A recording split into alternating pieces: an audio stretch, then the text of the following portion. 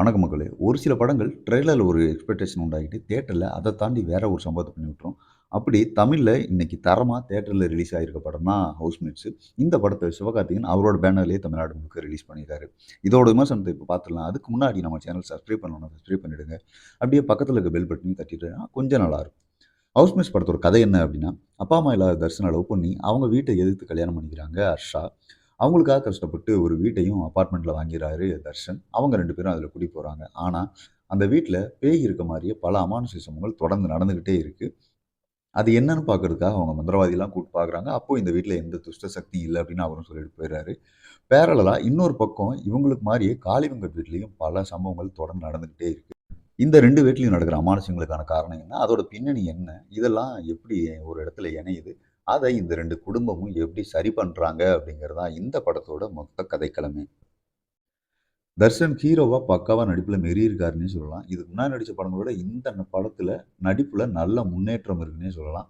கதைக்கும் சரியா செட் ஆயிருக்காரு. ஹீரோயின் ஹர்ஷா சாந்தினி மலையாளத்திலருந்து தமிழுக்கு இன்னொரு நல்ல அறிமுகம்னே சொல்லலாம். கேரக்டருக்கு கச்சிதமா பொருந்தியிருக்காங்க. ஃபர்ஸ்ட் ஹாஃப்ல மிரள வைக்கிற பல காட்சிகள்ல பக்காவா பொருந்தி போயிடுறாங்க. அந்த சீன்ஸ் எல்லாமே நம்மளுக்கு ஈஸியா கனெக்ட் ஆகுறதுக்கு அவங்களோட நடிப்பும் ஒரு காரணம்னே சொல்லலாம். காளிவெங்கட் படத்தோட இன்னொரு ஹீரோ தான். அவரோட நடிப்ப பத்தி சொல்லவா வேணும். மனுஷன் கேரக்டராவே வாழ்ந்துட்டாப்ல. ஃபர்ஸ்ட் ஹாஃப்ல ஜாலியா நடிச்சுட்டு தான் இருக்கட்டும். செகண்ட் ஹாஃப்ல அப்படியே வேற ஒரு வெர்ஷன காட்டி எமோஷன்ல நம்ம கலங்கவும் வச்சுறாரு மனுஷன். காளிவெங்கட்டுக்கு ஜோடியா வினோதினி அவரோட நடிப்புக்கு பக்காவா ஈடு கொடுத்து நடிச்சிருக்காங்க. அவங்களோட கேரக்டர ரொம்ப நீட்டாவே பண்ணியிருக்காங்கன்னு சொல்லலாம். அந்த அழகான குட்டி பையன் சமத்தா நடிச்சு குடுத்துருக்கான். அவனோட நடிப்பே செம கியூட்டா இருந்தது. கேபி வைத்தியநாத் கொடுத்த வேலைய செஞ்சிருக்காரு. அவர இன்னும் கூட நல்லா யூஸ் பண்ணிக்கலாமோ அப்படிங்கிற மாரி தான் தோணுச்சு. மத்தவங்க எல்லாருமே அவங்களுக்கு குடுத்த வேலைய கரெக்ட்டா செஞ்சு முடிச்சிருக்காங்க. ராஜேஷ் முருகேசன் பேக்கிரவுண்ட் மியூசிக்ல மிரட்டி விட்டுருக்காரு மனுஷன். ஃபர்ஸ்ட் ஹாஃப்ல பேக்கிரவுண்ட் மியூசிக் தெறிக்க விட்டு சில இடங்கள்ல புல்லரிக்க வைக்கிற அளவுக்கே இருந்தது. செகண்ட் ஹாஃப்ல அது அப்படியே ஆப்போசிட்டா நம்மள உருக வைக்கிற அளவுக்கு இருந்தது. யார்ரா இவர்ன்னு பார்த்தா இவர் தான் பிரேமம், படக்கலன்னு பல மலையாள படங்களுக்கு மியூசிக் போட்டிருக்காப்புல. தமிழ்ல தொடர்ந்து நிறைய படங்கள் பண்ணாருன்னா நல்லாயிருக்கும். படம் மியூசிக்கலா உங்களுக்கு வேற லெவல் எக்ஸ்பீரியன்ஸ கொடுக்கும். நல்ல சவுண்ட் உள்ள தியேட்டர்ல பார்த்தீங்க அப்படின்னா, அது ஒரு செம்ம எக்ஸ்பீரியன்ஸா உங்களுக்கு இருக்கும். டைரக்டர் ராஜவேல் திரைக்கதையில மாய செஞ்சிருக்காருன்னே சொல்லலாம். ட்ரெய்லர்ல பார்த்தது நாம இது ஒரு ஹாரர் படம் அப்படிங்கிற ஒரு எதிர்பார்ப்புல போவோம். ஆனா, அங்க வேற ஒண்ணு இருக்கும். அது செம்மையாவுமே இருக்கு. ஏன்னா, படம் ஆரம்பிச்சு கொஞ்ச நேரம் வரைக்குமே உங்களுக்கு ஹாரர் படம் அப்படிங்கிற எஃபெக்ட்லயே தான் படம் இருக்கும். அதுக்கேத்த மாரியே பேக்கிரவுண்ட் மியூசிக்கும் உங்கள மிரட்டி விட்டுக்கிட்டே இருக்கும். ஆனா, ஒரு மெயின் ட்விஸ்ட் வந்ததுக்கப்புறம் பார்த்தீங்கன்னா, படம் அப்படியே வேற ஒரு தளத்துக்கு போயிரும். படம் ஆரம்பிச்சதுலருந்து முடியிற வரைக்குமே எங்கேயுமே போர் அடிக்காம ஸ்க்ரீன் ப்ளே நகருதுன்னே சொல்லலாம்.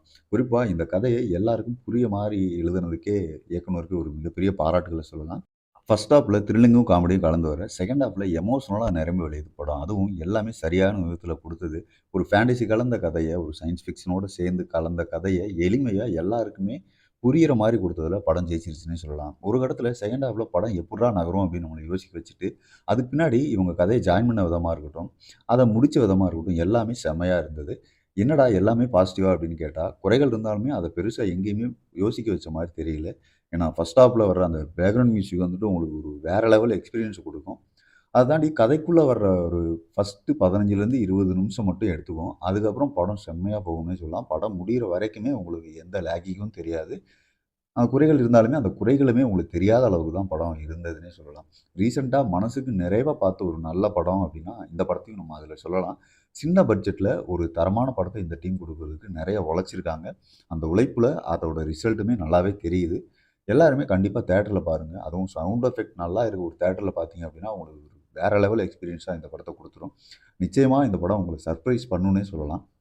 ஹவுஸ்மேட்ஸ் எல்லாருமே நம்ம ஆட்கள் தான் அப்டிங்கிற சொல்ற மாரி தான் ரிசல்ட் இருக்கு.